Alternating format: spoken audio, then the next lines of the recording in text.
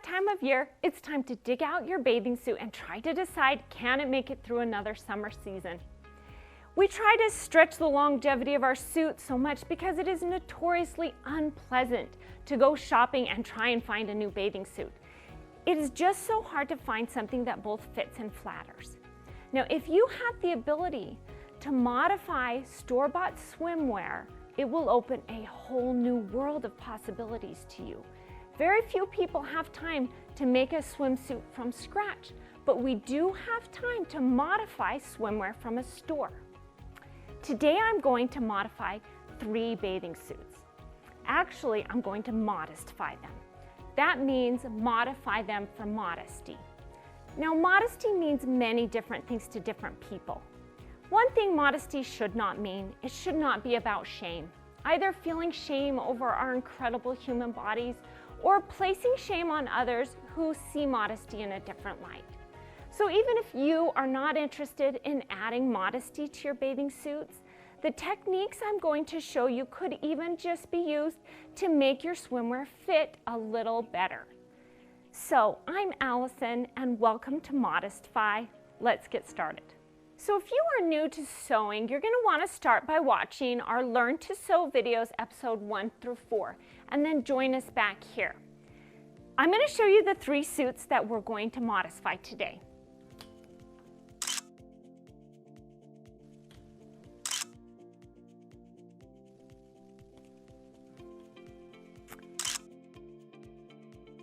They all have similar deep plunging V-necks that I want to tackle, and I'm going to show you how to do each one. But before we do that, we need to start by going over some of the supplies you'll need. Now, with a suit like this, you're going to need to add swimwear and make a panel. Instead of just using some black fabric you have at home, it is better if you can use swimwear. Swimwear is designed to combat corrosion from chlorine and sun and salt. If you just need a little bit of fabric to add, like say in this swimwear, you can just use whatever fabric you have at home. Now you can buy swimwear, it's different from athletic wear, in a typical fabric store, but they're not going to have a ton of different color options for you. So if you are looking for a really specific color, you're going to want to shop online. Something for sure you're going to want is a stretch needle. Now, stretch needles are different from ballpoint needles in that they're designed to just help when you're sewing extra stretchy fabrics to not skip stitches. Now, just to review, a ballpoint needle is different from a standard needle in that the ballpoint needle is rounded a little bit at the tip to help it prevent piercing the fibers of a knit and causing holes. Now, a stretch needle also is rounded, but also designed to help avoid skipping stitches. You may also want a double needle. We're not going to use one today, but a lot of time in swimwear we do need a double needle. You're probably going to want some swim elastic. Now, like swimwear, this elastic is designed to resist corrosion in swimming environments. You could, if you just need a little bit, probably use the elastic you have at home, but if you have a chance to buy swimwear, it lasts a long time and you can use it for multiple projects. When we sew swimwear, we can't just use a typical straight stitch, and I'm going to show you why. A typical straight stitch, as you see here, it looks really nice, but as soon as our fabric stretches, all these beautiful straight stitches will pop. So when we sew stretch fabrics, there are a handful of stitches we can use on a sewing machine. A lot of people use sergers, but if you do not have a serger, you can absolutely just use your sewing machine. Now, I have pictures of my 2 machines, Lucille and Frank, and I have circled the different stitches you can use to sew swimwear on these machines. And I'm going to show you what those look like. Now, I'm going to start with my favorite stitch, which is the triple stitch. It's also called the straight stretch stitch, but I can rarely say it, so we'll just call it the triple stitch. Now watch how this stitch, even though it looks just like a straight stitch, it can stretch without popping our stitches. This is because the machine moves forward and forward as it stitches. And so it's not just a straight line, and this stretches really nicely. The only problem with the triple stitch is that it takes a while for your machine to do. Another one, a really common stitch, is just a simple zigzag. Now on Lucille there are actually 3 different zigzags you can use. There's a 3-point zigzag, there's a lightning bolt shaped zigzag, and then there's just the typical shape. Watch how this zigzag shape allows it to stretch without popping stitches. This zigzag shape is not as good for actual construction as top stitching. And the reason is when we open up our seam, you can see our stitches kind of like the rungs of a ladder.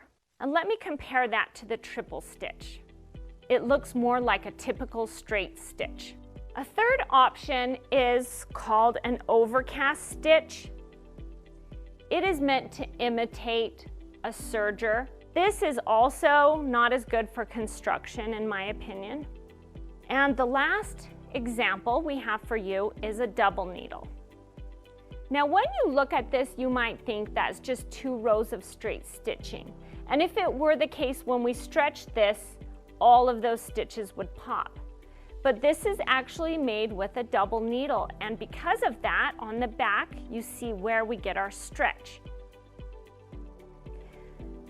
The bobbin, when you're using a double needle, has to go back and forth between the needles, which gives us our zigzag and our stretch. I generally use a double needle just for top stitching and hemming with swimwear. One of the biggest challenges on sewing with swimwear is that it will get stretched as you sew it, or even the opposite, that it gets kind of knotted up or even just sucked into the machine and won't push through. Now both of these problems can be solved with these feet. It is called an even feed foot or a walking foot. This is the walking foot I use for Frank, and this is for Lucille. I'm going to show you how to attach them to both machines, but first let me show you why they're so fabulous. Both feet actually have feed dogs attached to them. This has little teeth attached to the feed dogs, and this one, the feed dogs are rubber.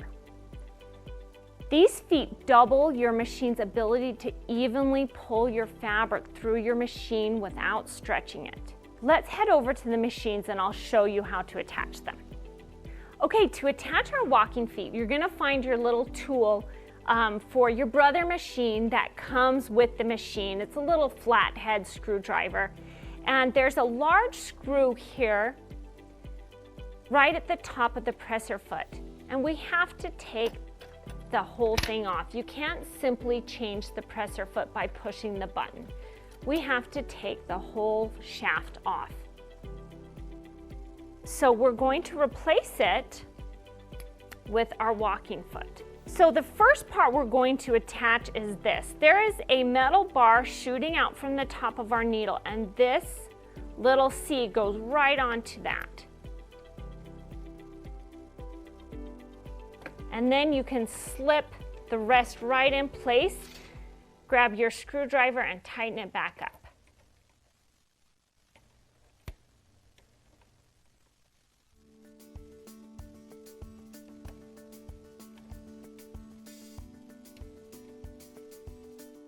Okay, now let me show you how to do it with Frank.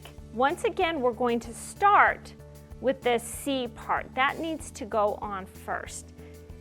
There's a little latch on the Bernina just to remove the whole presser foot. It's more of a presser boot. And you're going to come from behind and lift up, get that C attached to the bar right above the needle. And you have to kind of tilt it on Frank. and then slide it into place.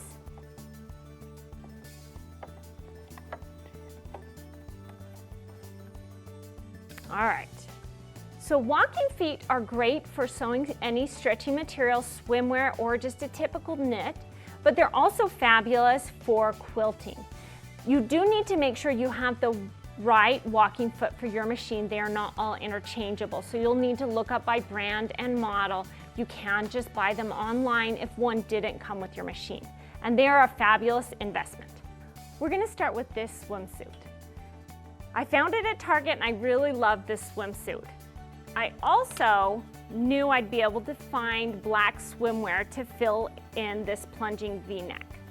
Now the first step to make a panel is you're going to try your swimsuit on. Now you can see in my picture, just for my own comfort level, I tried it on with a nude tube top. That is not a part of the swimsuit. So you're going to try on your swimsuit and you're going to place markers where you'd like your new neckline to come to. And then you're going to measure the width between these two marks and the length. So as you see, I need 8.5 inches of length and 7 inches of width. You're going to want to double check and make sure your marks on your sides are even. Mine were 2.5 inches down on each side. With your swimwear, if you just have a little scrap that doesn't have a selvage. Now, your selvage is the edges of your fabric, the long edges of your fabric. The top part is cut, and the two long parallel edges are your grain line. And typically, they do not stretch as much as your crosswise grain. Now, if you can't find a selvage, as you can't on this piece, what you're going to do is stretch your fabric in both directions and find which one stretches the least. In this case, this direction stretches the least. Now you want to orient the least stretchy part down your body. And so I would lay my fabric like this. Now, if you have a fabric that does have a selvage, as you see here, that will give you a great clue on how to lay out this fabric. This is going to be the least stretchy way of our fabric. You want the most stretch to go around your body. So I actually want a fold at the top of my fabric, so I'm going to fold my fabric like so. Most swimwear is lined, and you really do want a double layer of thickness with swimwear, and so instead of lining this, I'm just going to fold it in half. And we'll take our swimsuit and lay it right side down on our fold. Now, I know I wanted to place my new neckline 2.5 inches down here from the top of my strap. So I'm going to make sure my marks are there.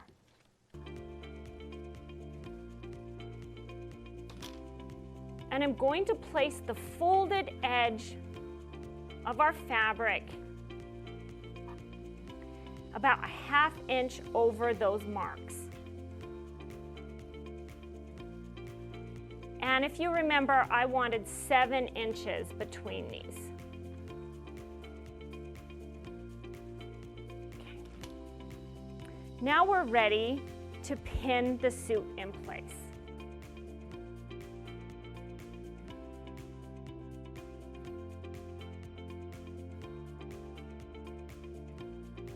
I'm simply going to take my soap and mark my line and outline the neckline of the swimwear.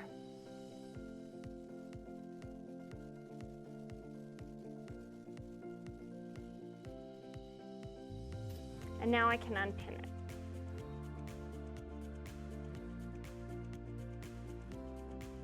So here you see outlined exactly the shape of our panel. Now, just a note, most swimwear has a shiny side and a more dull side. Just choose whichever matches your swimsuit the best. So I'll put a couple pins here just to keep this from shifting. And now we're going to draw a cutting line. just to be safe, let's add like 1.5 inches of seam allowance around this.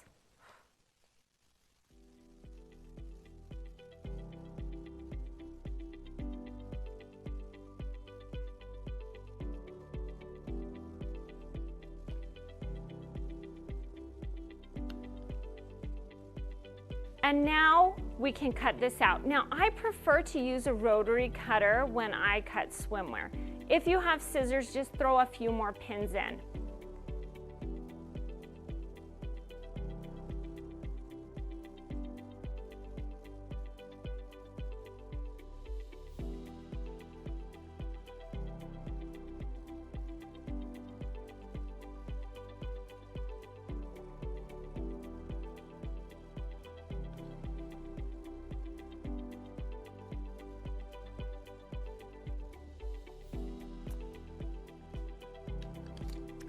Okay, the last thing we need to cut before we head over to our machines is our elastic. Now you can use about between 25% less and 10% less elastic than the width of your swimwear. Because I'm not actually looking for the elastic to do much besides keep this swimwear from drooping, I'm just going to cut about 10% less here. Okay, now we are going to baste around the perimeter of our panel, and then we are going to baste our elastic across the top. Let's go see Lucille. Okay, now we're ready to baste around the perimeter of the panel. Just a reminder, a baste is just a long straight stitch. Now I did tell you not to use a straight stitch on sewing stretchy fabrics, but this is just a temporary stitch. We will remove it.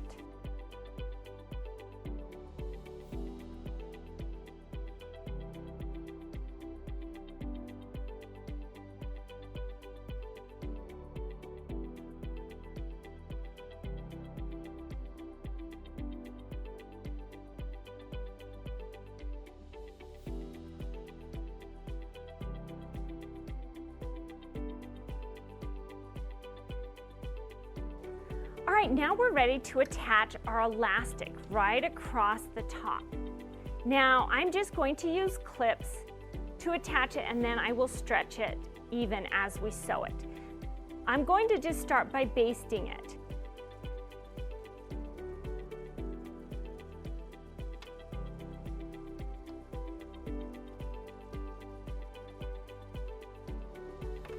Now you want your elastic not quite even with your edge. You want a little bit of your fabric to show past your edge.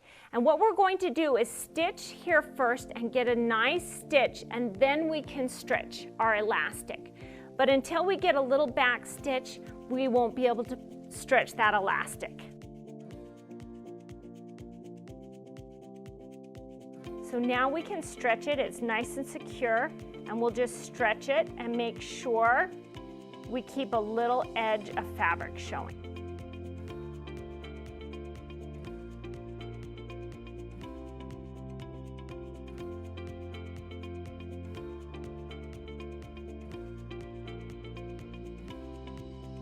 With our elastic basted on, we are now ready to simply fold it over and top stitch it.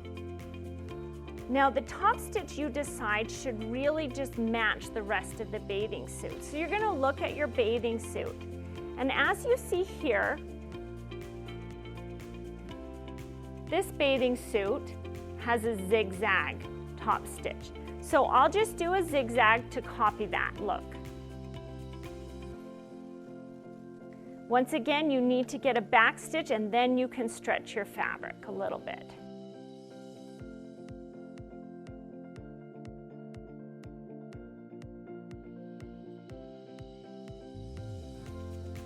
So you can see it matches the rest of our bathing suit now. Now you can stop here if you want. You don't have to add anything else, but I did find some embroidered lace that I'm going to lay across the top and stitch in place to just kind of make it match the suit a little better, but once again, you can just stop right here and attach it to your swimming suit. So I'll just sew this embroidered lace on with a zigzag.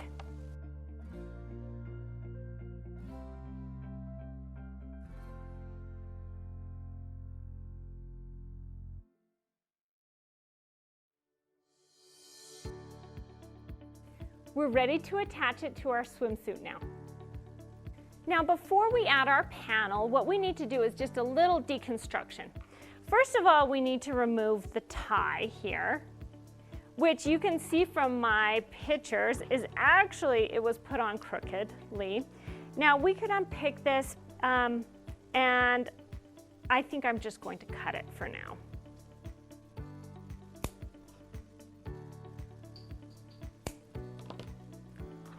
But what we do need to unpick is the elastic right here at the bottom of the U. What will happen is this will keep it from laying flat. There is elastic on every single outside opening of a swimsuit. So just right here, I'm just going to unpick and take out the elastic on this little bit.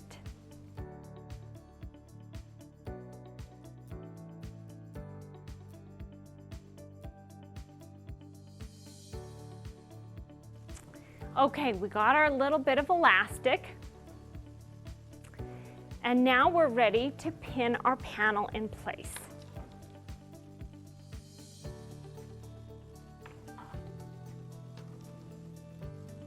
Now we will sew this little part we unpinned back up as we put our panel in place. Now once again, we're going to make sure the top of our panel lines up with the marks that we placed when we tried our swimsuit on.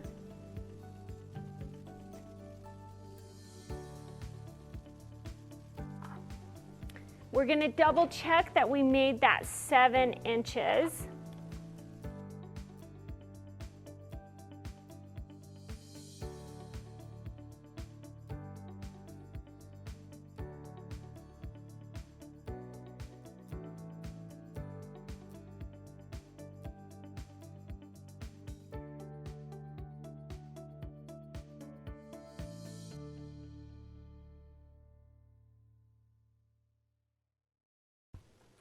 Okay, we'll head over to Frank and have Frank finish the job. Okay, now we're going to zigzag around the entire panel. I'm going to use a length of 2.5 and a width of 3.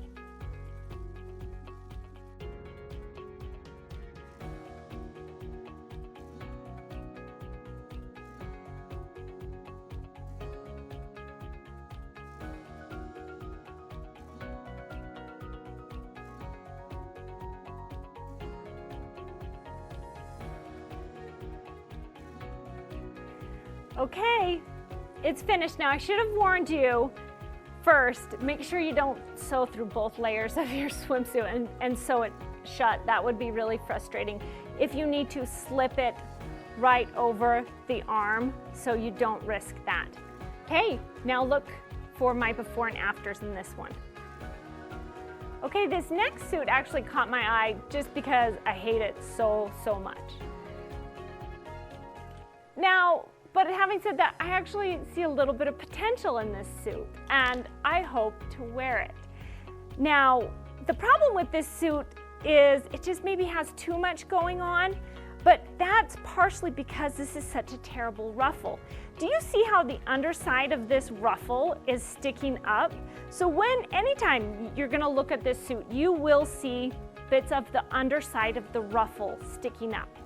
So when you go to buy a bathing suit, check underneath the ruffle. If there is a strong contrast on the wrong side of your ruffle, pass by that suit. If you're going to have a ruffle, you want it two-sided or at least with a black side. So the first thing I'm going to do with this swimsuit is remove the ruffle. Now happily, we don't actually have to unpick the entire thing. Because this is so stretchy, what we can do is one layer at a time, stretch the ruffle and then cut it. And once we cut it, it will retreat back underneath the edge of the binding, and you will not see the edge of the ruffle. So you're going to find a very fine, sharp pair of scissors. You're going to stretch your ruffle really carefully so you don't cut your fabric of your actual swimsuit. And you're just going to take little cuts. Get this guy under there, there we go.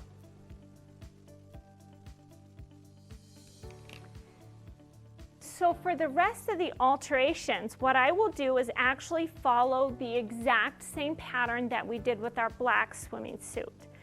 I will start by taking off the ties, and I'll unpick the elastic right here. And then I'll lay a panel in and stitch around the edge. Now I might actually use some of this ruffle as that pattern. I will show you at the end of the video. So the last suit is actually my favorite and a really quick fix. It's a little retro color block suit, and I just want to shut the V. Now it would be natural for most people to think that we just need to sew the V to itself. But that's actually a more difficult way than what I'm going to show you. Actually, once again, we're going to place a panel underneath the V and stitch it down. Now let me stop here by showing you how I made my panel, okay? I just cut a rectangle of white swimwear that I showed you earlier and sewed on these lines. Now I'm just going to clip my corners.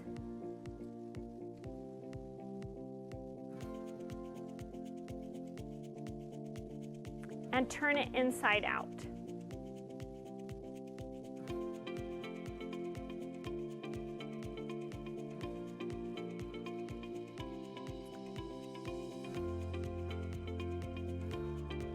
Now you may have noticed that I had added a little bit of interfacing. I do not want this panel to stretch. Unlike on the black swimsuit, I don't want it to stretch, it just needs to hold our fabric together. So I added a little bit of fusible interfacing to it. So with this swimsuit, we will just simply set our panel down, and we will just stitch one side in place and then the other. Now for larger busted women, you may want to leave a little bit of a space here. But unfortunately for me, that's not the case. I will stitch it straight down like so. Now sewing on something, because this has molded cups that are so bulky, is actually difficult. And I'm going to show you a super awesome trick on how to do that now. Okay, we're ready to stitch our panel in place. As you can see here, it's pretty thick place to start sewing. And if we try and just sew it like normal, what will happen is your machine will get stuck. You'll have to push and push to get it to move forward. It does not pull it forward on its own. The reason is not because your machine is not strong enough. It is because your presser foot is uneven. And so we just need to even out our presser foot. So this little tool is called a height compensation tool. It's also called a hump jumper, which is a little less of a mouthful. It's got 3 different levels depending on how high of a hump you're trying to sew over. I think I'll use 2 of these instead of all 3 of them. And what we're going to do is just simply set it on the back of our presser foot as we place our fabric in. And that keeps our presser foot nice and even. And watch how much easier it is for our machine to pull that fabric through. I'm not pushing, it's just pulling it right through. Now I will lift up my presser foot and move the hump jumper into place again until it's really nice and flat.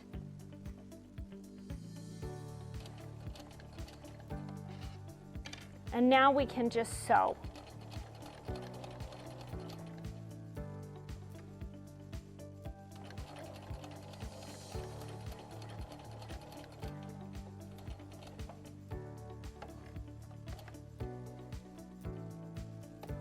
So I'll stop here and line up my other side and then do the same thing once again using the hump jumper.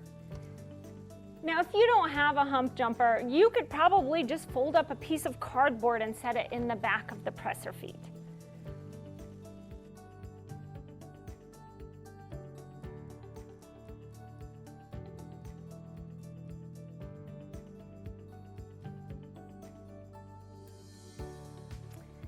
And now it's perfectly in place. I'll probably just throw a stitch right down the center to keep these two little pieces in place, but more or less that's finished. Okay, these suits have been Modesfied.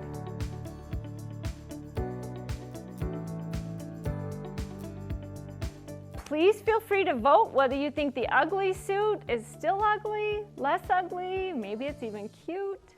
Please visit us at modestfy.com to see other tutorials and get some free patterns. Thank you so much for watching. Thank you for Hive Channel 5 for all their production, and thank you to you for liking and subscribing to our videos. See you next time.